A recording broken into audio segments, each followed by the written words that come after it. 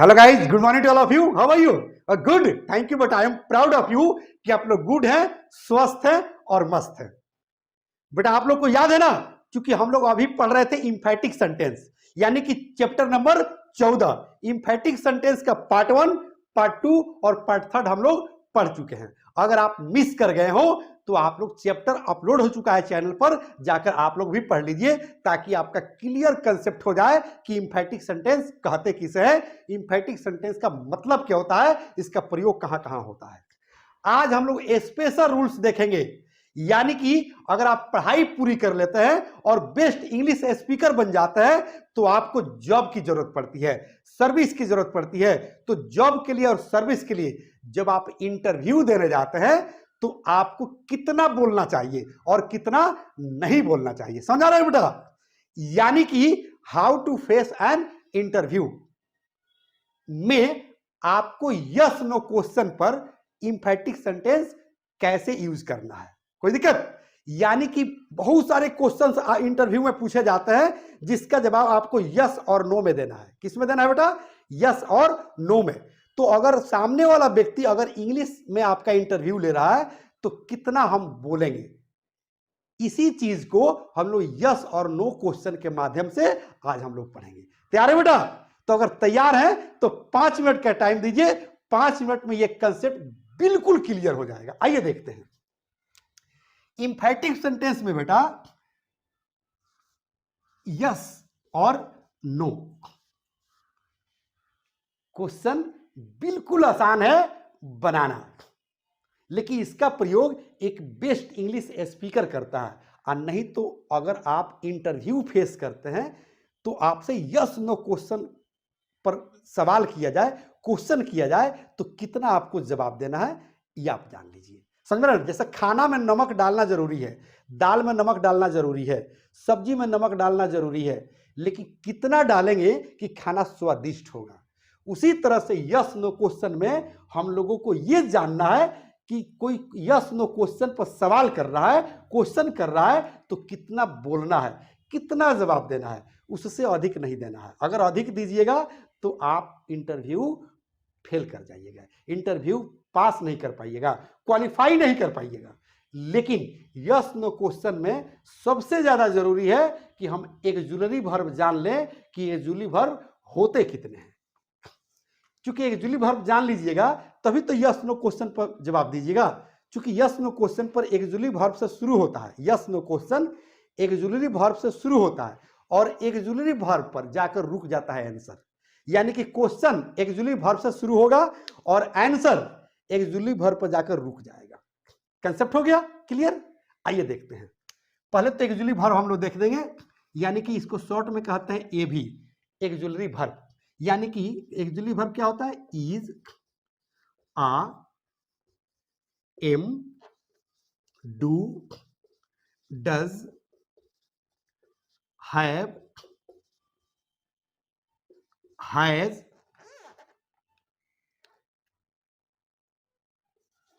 was, were, did, had, shall, will, dot dot etc। चूंकि ये जो है ऑक्सिलरी वर्ब की संख्या 24 होती है, ये मैं आप लोग को पहले चैप्टर में पढ़ा चुका हूं, इसलिए इस पर ज्यादा टाइम ना दे तो ज्यादा बेहतर है। समझ रही बेटा? यानी कि ऑक्सिलरी वर्ब की संख्या कितनी होती है? 24। यानी कि is, are, am, do, dash, shall, should, may, might, can, could, need, dare, ये सब काउंट कीजिएगा तो हो जाएगा 24।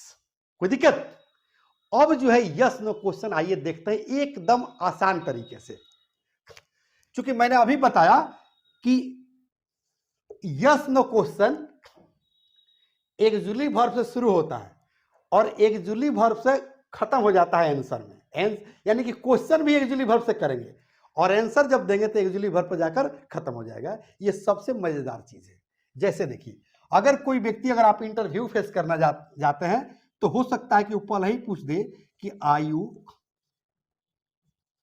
मिस्टर, आपका नाम पूछ दे, जैसे आयु मिस्टर संजय, यहां नाम बदल सकता है, आयु अजय, आयु विजय, आयु अली, आयु आफ्ताब, यानी कि जो इंटरव्यू देने जा रहा है उसका नाम वो यहां पर पूछ सकता है। और जरूरी नहीं कि वो मिस्टर लगाएगा, इसलिए आप मिस्टर का इंतजार मत कीजिएगा कि इंटरव्यू जो पूछ रहा है वो मिस्टर भी लगाएगा, ऐसा कुछ जरूरी नहीं है, मैंने लगा दिया है सिर्फ।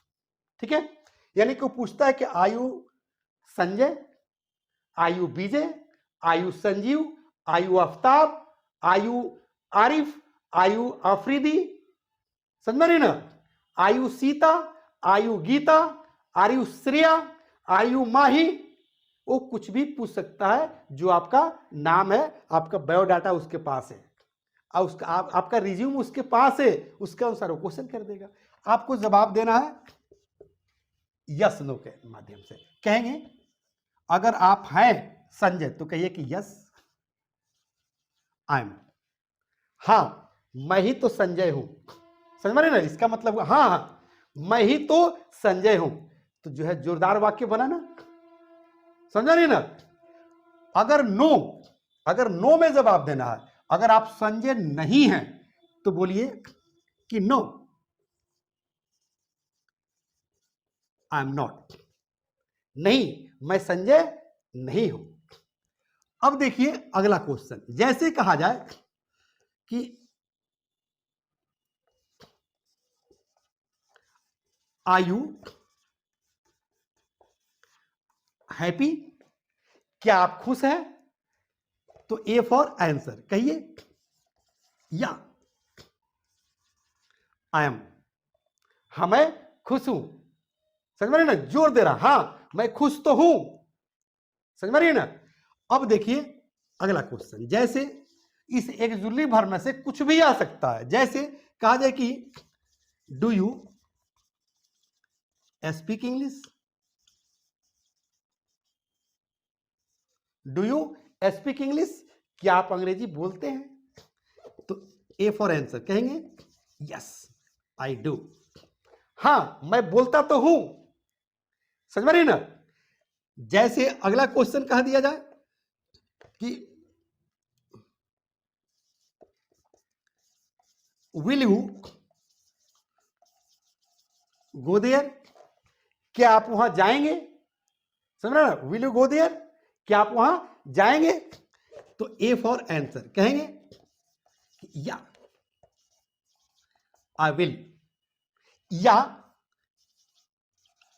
आई मस्ट, इसका मतलब हां मैं अवश्य जाऊंगा, हां मैं जरूर जाऊंगा, तो जोरदार वाक्य बना ना, समझ में नहीं उठा।